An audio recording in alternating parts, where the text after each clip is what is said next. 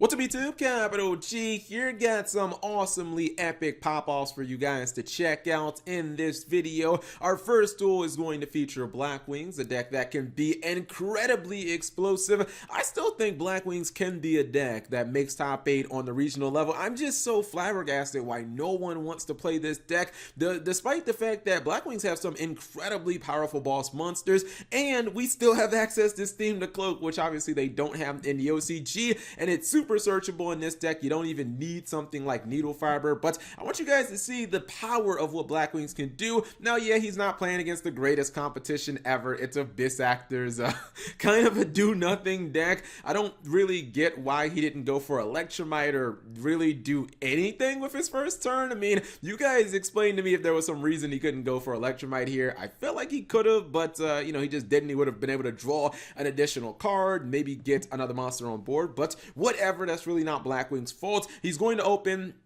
with double Whirlwind. Now, because Black Wings have so many different normal summon extenders, Whirlwind is a card that if they get the right setup, they can actually trigger sometimes 3 times in a turn, and you guys will basically see that right here. That basically lets them get everything that they need to get their additional, or they basically unload their entire hand. You can see Nathun gives them an extra normal summon as well, and he's going to be able to go for some ridiculously strong plays. Obviously, you knew that at least one full Armor Master was going to be dropped. I'm pretty much used to seeing that. The second one was where my eyebrow raised and I was like, okay, this is getting kind of strong. But then he goes for Borreload Dragon and I was like, okay, this is getting a little bit out of hand. But he's not done. He's like, Cap G, I'm about to start stealing monsters. Steam the Cloak's going to be summoned back. Rakiri, he's not even done Synchro summoning. He constantly is going to use the Link Karibo.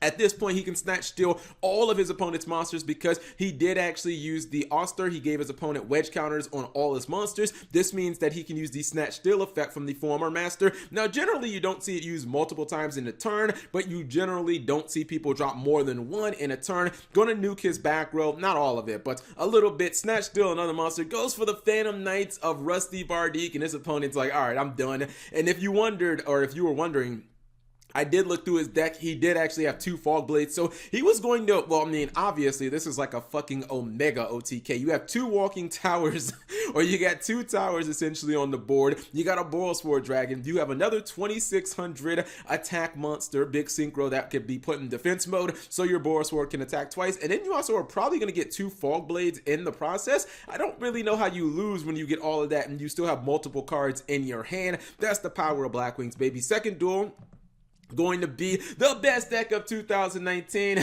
Maybe that's a little bit of an exaggeration, but I have been actually talking a lot about Burning Abyss and why you cannot sleep on this deck. I feel like when it comes to breaking established boards, Burning Abyss is probably the best in the entire game of Yu-Gi-Oh! And this is not even going to use any kaijus because people are saying, Cap G, those duels you showed a little while ago with Burning Abyss breaking the 4 negation boards, they weren't impressive. The kaijus did the entire work. Well, this is going to be boards broken. I mean, this guy turn 1 is getting everything. By the way, if you guys ever want to see a small microcosm of why I don't think these warrior dot decks are good, I was trying to explain this to freaking House of Champs. I was like, these decks are glass cannon, John. Like, they spend 99% of their energy turn 1, and then they don't really have any backup plan. Now, don't get me wrong. This is an amazing turn 1.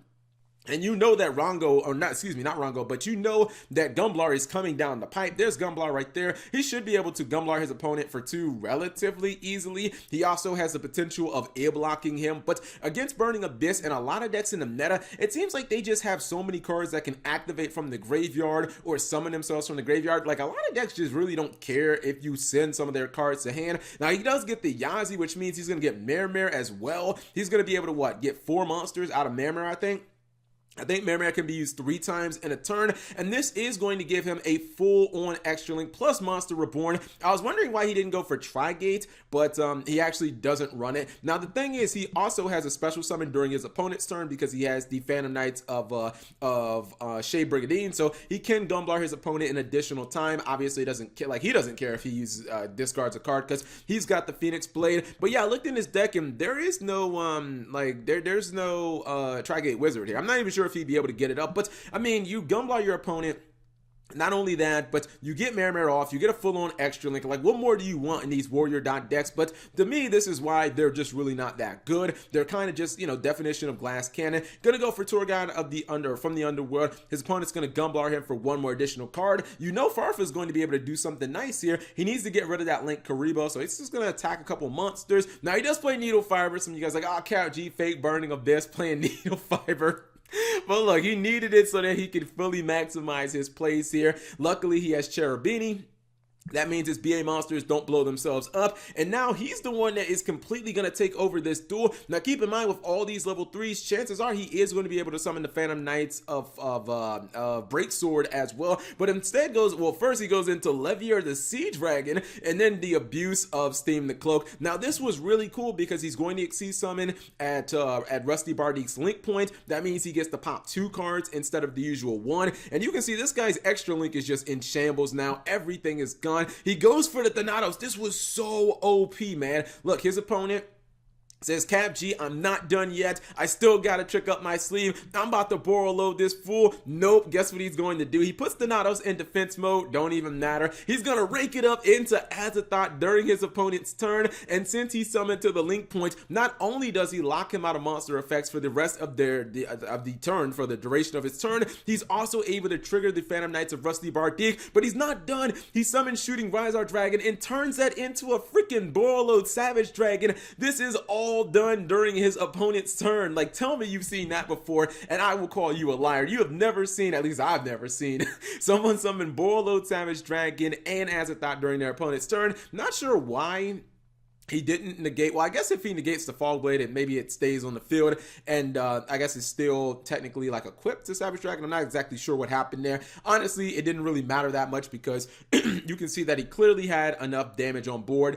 to simply end the game. And yeah, man, that's the power of these Burning Abyss type decks. I mean, you know, I watched Thomas Rose's video where he actually, I think he topped the regional, and then he also won another regional over the weekend. Burning Abyss can just run everything and anything in these freaking main decks. It's basically just like, you know, 10 Burning Abyss cards, and then just, you know, basically what, like 27 extenders, and then 3 seconds light. Let me pause, shut up for a second, and check out this deck list. All right, so this is what the deck looks like on paper. I mean, technically, I would still consider this Burning Abyss because, as you guys have seen, Burning Abyss variants are starting to just be more of like just a ton of level 3s. And yeah, this deck basically has every level 3 monster that has ever been created in the history of Yu-Gi-Oh! You got Crusadia in here, you got some X-Sabers. Obviously Steam the Cloak is fucking broken, so why not run this card? You're going to be running some PKs because you got PK Link monsters and PK Xyzs that are going to be used. He's even running freaking Salaman Greats because Gazelle is, you know, you normal summon Gazelle, send Spinny to the grave, summon the Spinny back, and there's your, you know, that can be either a Dante or that can be, you know, a Link summon for something else. But I was surprised to see so many Rubiks in here.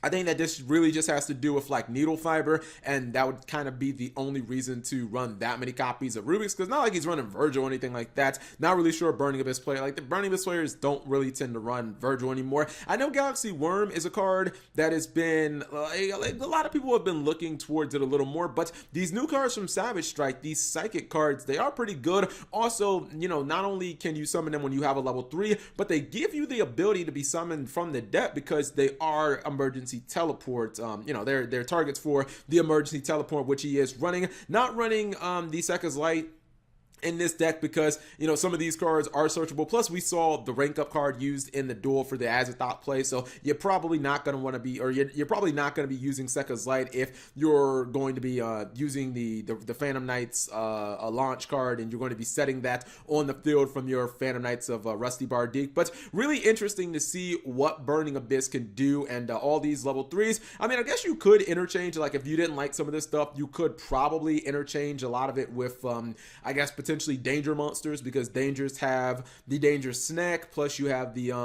other one, Jackalope, I believe is the other level 3. But yeah, interesting to see Burning Abyss are, you know, still crushing it in 2019. Actually, let's just go ahead and throw the Blackwing deck profile in here as well, just so people can see both of the decks that were in action.